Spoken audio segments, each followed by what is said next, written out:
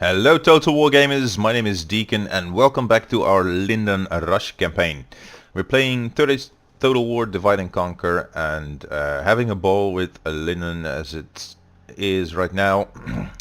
We've mostly finished up our turn the last time. Let's just see if I also moved my diplomats, because I often do forget. And we have. So we're basically going to see if Anad Waith is going to try and take this settlement, declaring war on us. If so, we're gonna siege their city over here, Dolvorn.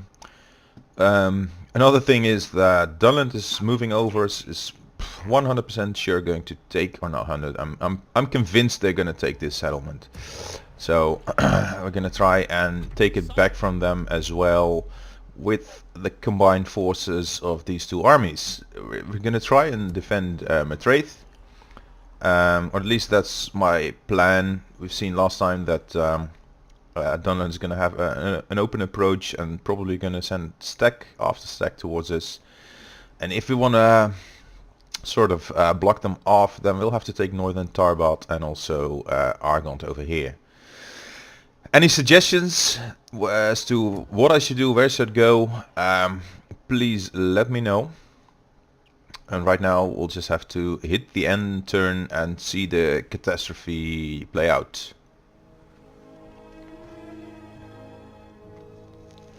And as we're playing a rush campaign, I always try and keep these episodes limited to 20 minutes or so, in order to prevent losing the rushing pace. And miracles still do happen.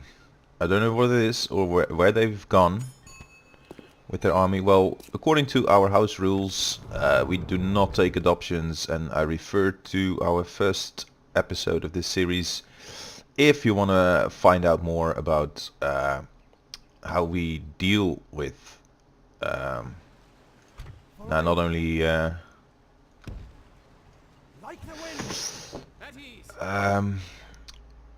with adoptions in the game. Now, I noticed that Dunland is going to try and merge with this general over here, which I guess makes sense. However, they will be stronger once they do, and also if they are going to run back this way, which I would do if I were them, they're also going to team up with those two. So I'm gonna not be afraid of them and, well, try and defend Matraith anyway. And it may lose us the campaign, because if this general is unrecoverable, then I've said we lose the campaign if I can't recover my generals. That is how serious the requirement of keeping generals alive actually is.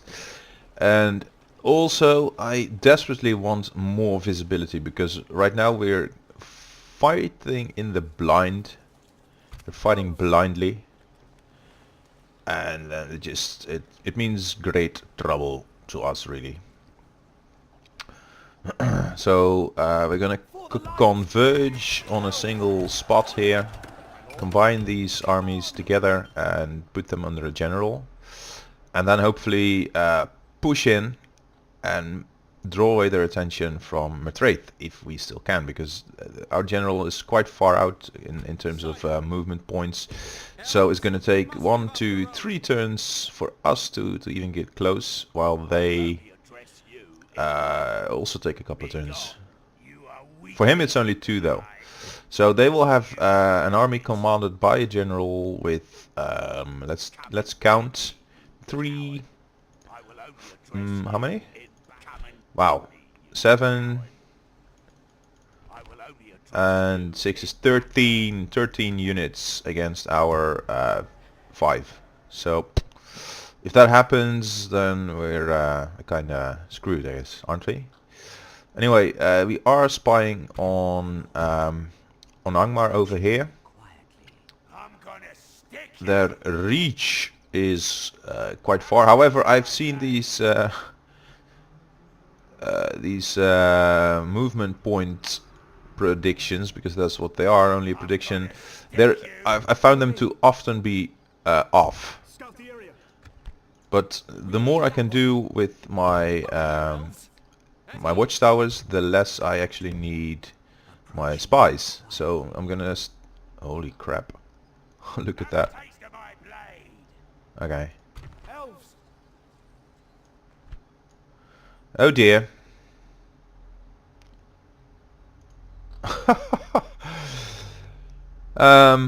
That's the consequence of having a rush campaign going. Anyway, something has been here. I'm gonna build a watchtower here and then move north, and we'll try and team up with these guys, see what happens. And I've mentioned it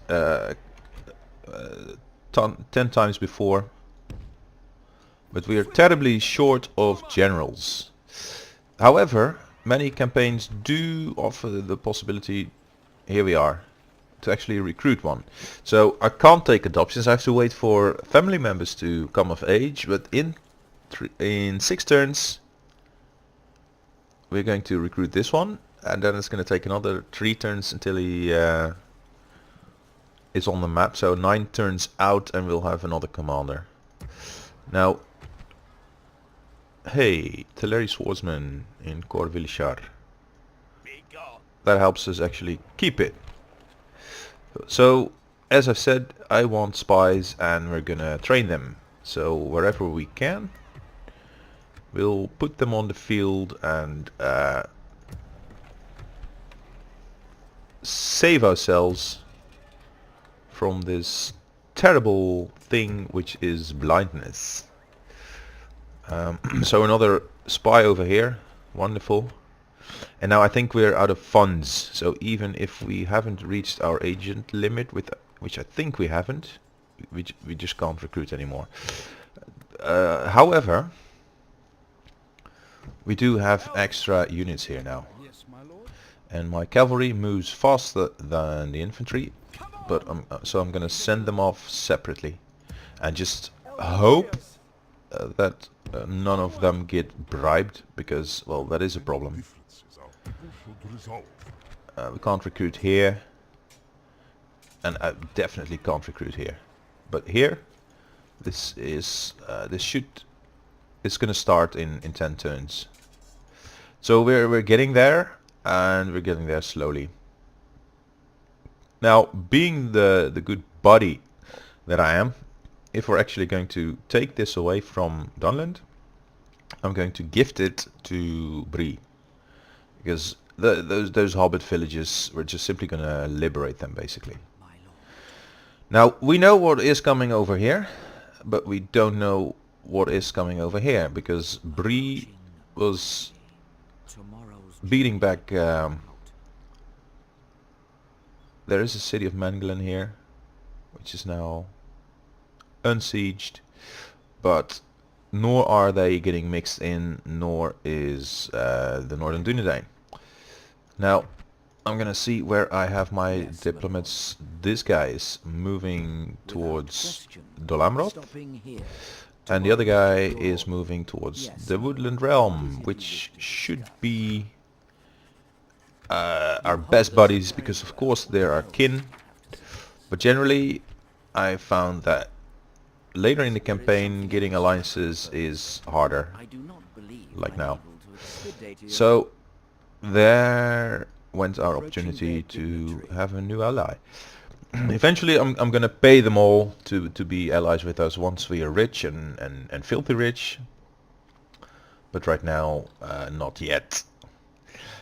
What I do hope is that they will siege us one by one, and that we will be given the opportunity to fight them with sallying battles. So if these, but then they would have already in the previous turn, probably. But if they just siege us, I mean, just 3 units I can beat easily with these 5. However, if they all do stack up, then is when things are going to get difficult, complicated. And with this army here, which is way stronger than we are here, Now, of course, our units, they can be outnumbered 3-1 and still beat them, but kind of in a pinch. If we lose these stables, it's also 1700 cash gone. My hope is, however, that they are going for Anuminos. Can't be too hopeful. It would be nice if Added Loon was gonna get involved, but they're not. So recruitment is done, movement is done, construction, and we had no money, and we're not at war with Added Waith. What they are doing, however, I have no clue. They're at war with Dunland, so their logic escapes me right now. And then there's another thing. If this, that's the problem. They can take any of our cities, which are all undefended, with just a single unit, basically. So we're like the Wood Elves now in Warhammer. And if you haven't seen, I have a campaign going with Durthu. What you do basically is create outposts everywhere and just don't defend them, save for the pop-up garrison that you get. But we're not putting any armies in there. And when you lose an outpost, it's not a big deal. You just get back to them later and retake it. So the same goes for these settlements. If we lose them, we'll move with our armies and retake them. Until we grow our funds, our income, which is still 3k per turn. And grow our number of armies. Right now, this is basically one army. And these are 2 armies, which I'm going to try and combine if they let us. But yeah, there's some work to do in that area before we get there. So here we go. Let's move into turn 30.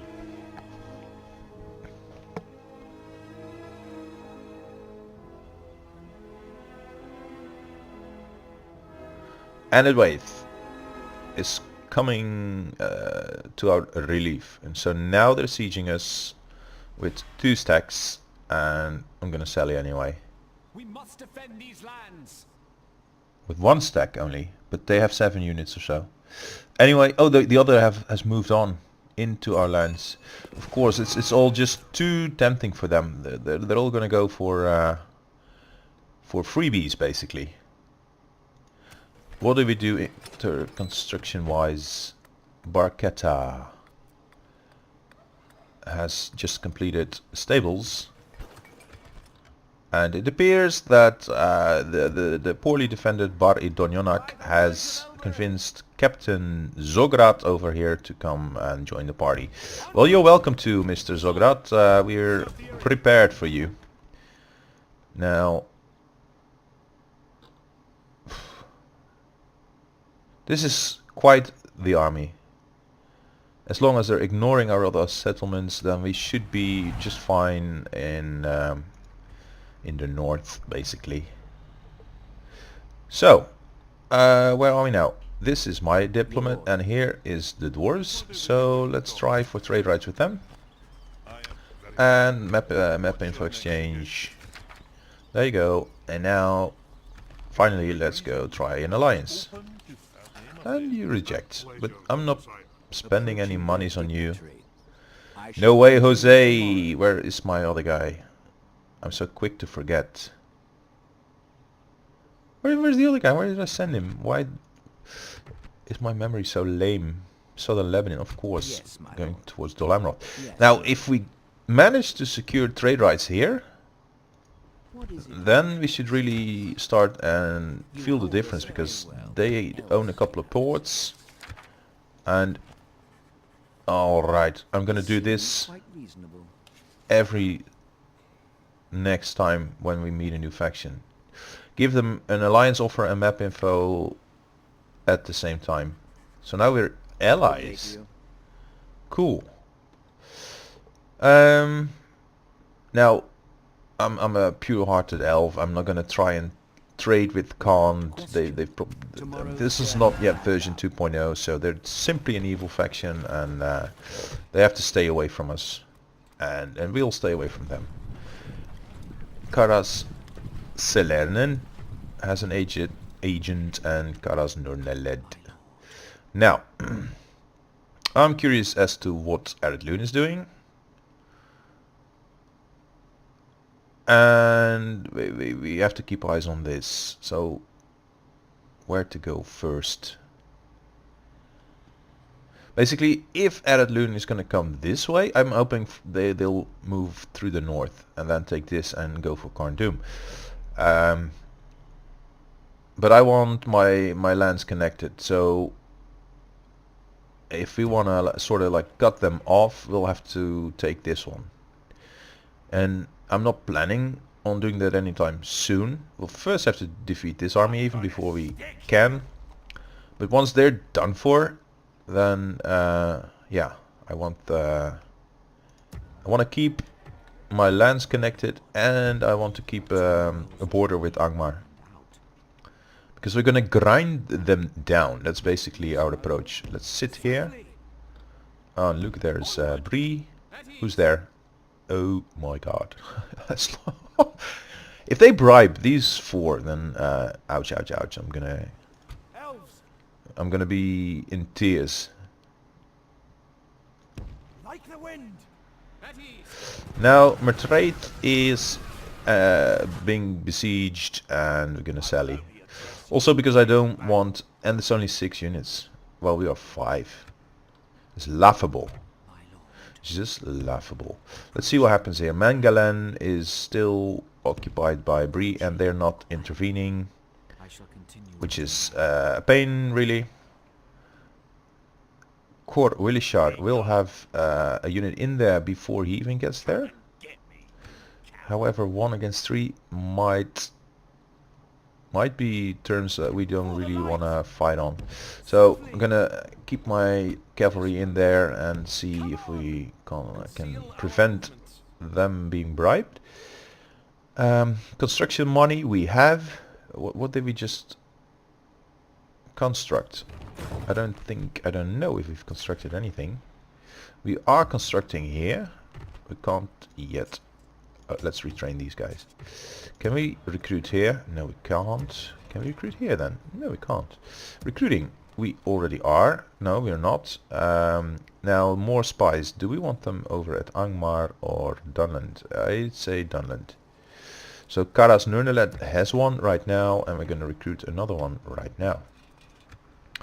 This agent, we have a spy here, which I'm going to put there. And the other one I want to have here, so we can have visibility on those 2 settlements and track their movements. And we're taking again, we're again taking a risk with Anetwaith. Can we see how much they like us?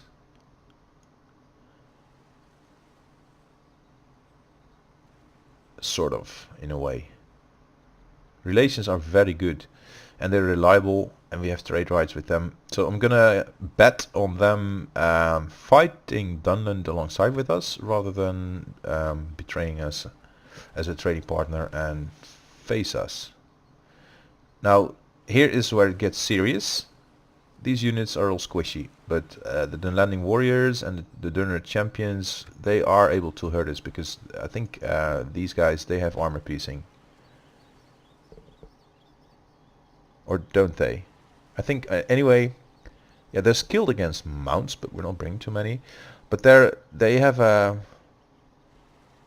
missile attack, which is not being mentioned here. But they do have missiles. They throw javelins, which really hurt the heavier types of units. So anyway, we're recruiting another spy here, and that's basically. Yeah, it's just the smartest to recruit them here, where we can actually... Now we have reached the agent limit, but we're building another spy building. Where? Here. So in 1 turn, we're gonna have more spies on our side. And then, I think we'll have to save... Do we have to save money or recruit stuff? Let's keep our focus with recruiting units, because right now we are kind of short of kind of everything. So, archers. We have these 4.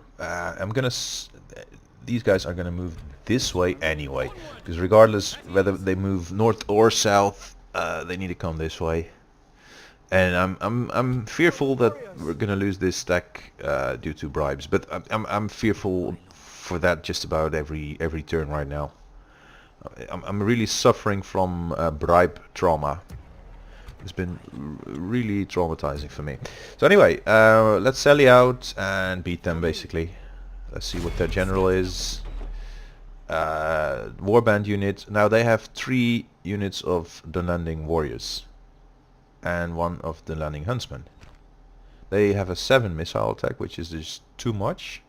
However, they are all short range, and we have 3 archer units that have long range. So in any case, what I'll do is spend all our archers, all our arrows on them, diminish them so much that they have to reinforce their army to have any successful chance of winning a siege.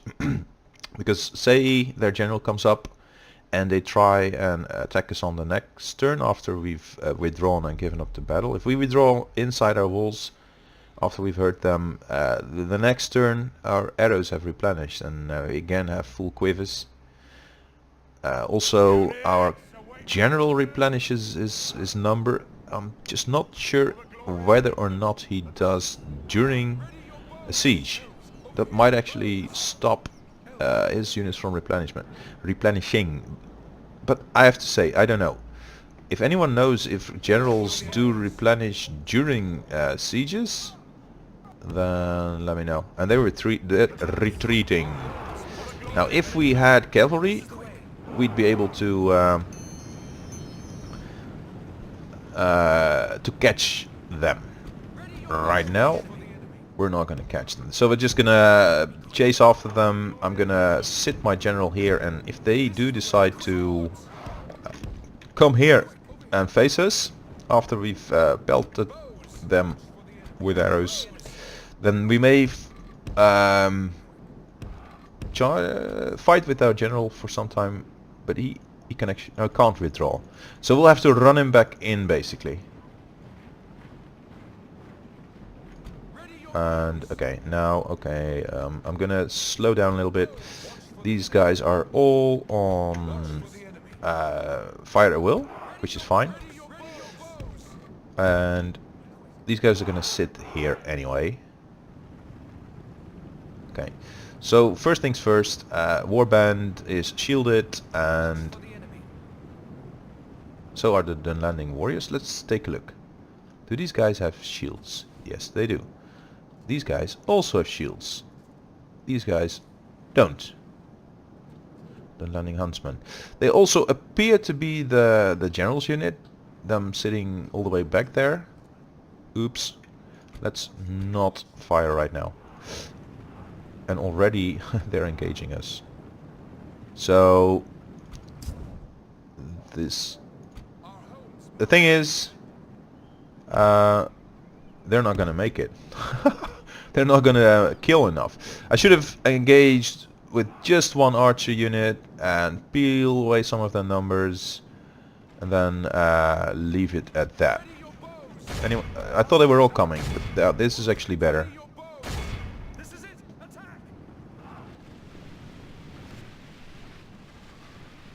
And the fun thing is, they're now on skirmish. Oh, they're reforming.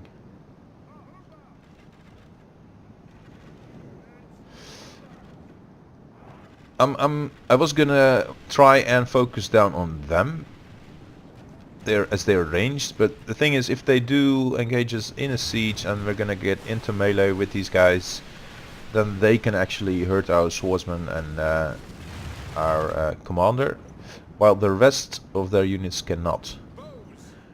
Now here is where it gets fishy, because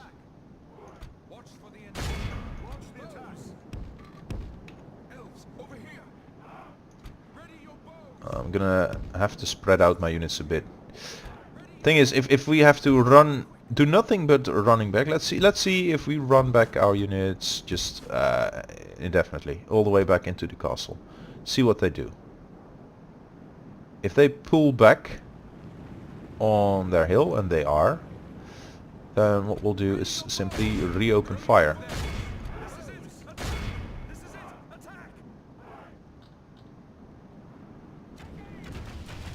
But if they keep chasing us all the way towards the walls, then we'll just send out our lord and smash the rest of them. So these guys now have to move here, and you are going to sit at this angle, and you are going to sit here. Let's speed it up just a little bit, because we're now just toying with one of the units only, and that's not really a challenge really.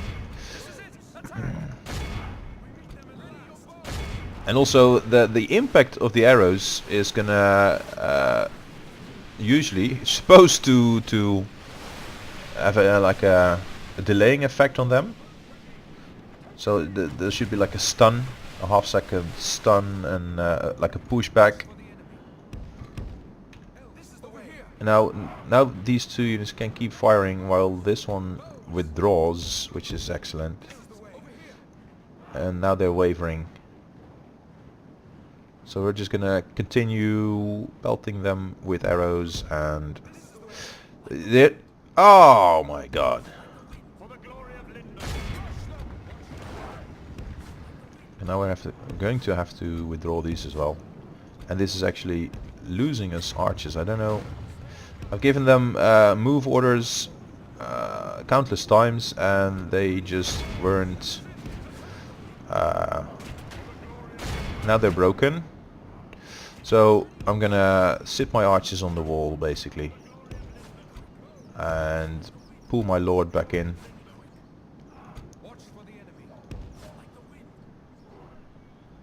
And we should have the gates closed by the time they get here, and once they're closed, they'll have to take up their siege equipment with their army half reduced. Nah, not half reduced. With their army slightly reduced. Let's pull away with all of them, sit them up on the towers, and just come over here. I want the doors closed basically, that's all. Once they're closed, they can go anywhere they like. Just go up, up, up, up you go. And now close the bloody doors. There you go. So archers on the wall. And you also come here, sit on the wall, see what they do.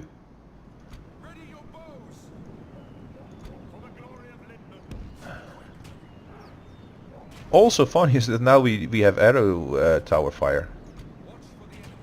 Sit there. Is that too hard? Too much to ask of you? If they're going there, then you can sit here and you can sit here.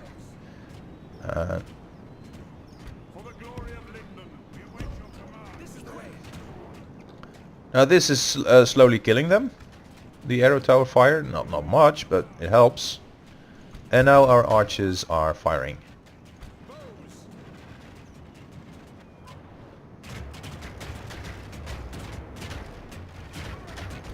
And I don't know what they're doing here. Let's just move them over here and have a better angle. Now the rest of our archers have spent all their arrows. I'm gonna target the landing huntsmen because they are unarmored, so we can kill more of their number and reduce their chances in auto resolve, which will discourage them from actually attacking us. And also if they overshoot, then they're gonna hurt this unit here, which is happening. So arrows are mostly spent. I'm not gonna be as cheesy and sit here for hours while the arrow towers do the rest of our work for us. Killing rate is also just way too low, isn't it? This is 100 consistently, this is 72. Once you see them reform, then that means that the arrow towers have killed something. So it's just now peeling away from their number. Okay, let's just let's see how they do for a short while.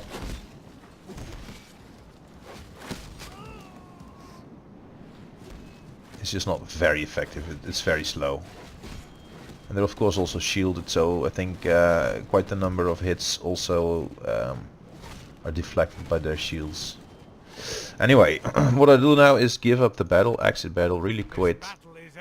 We've lost 13 of our archers and they've lost 3, and that's 76 of their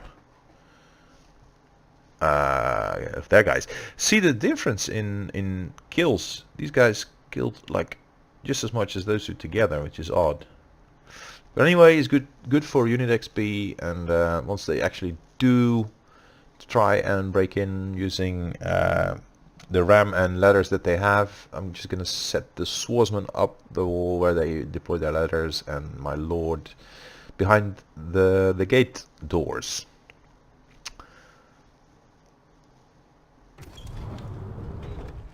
Oh, that actually counts as a battle lost, and relationship worsened. I've baggage train was lost, but how much money did that cost us?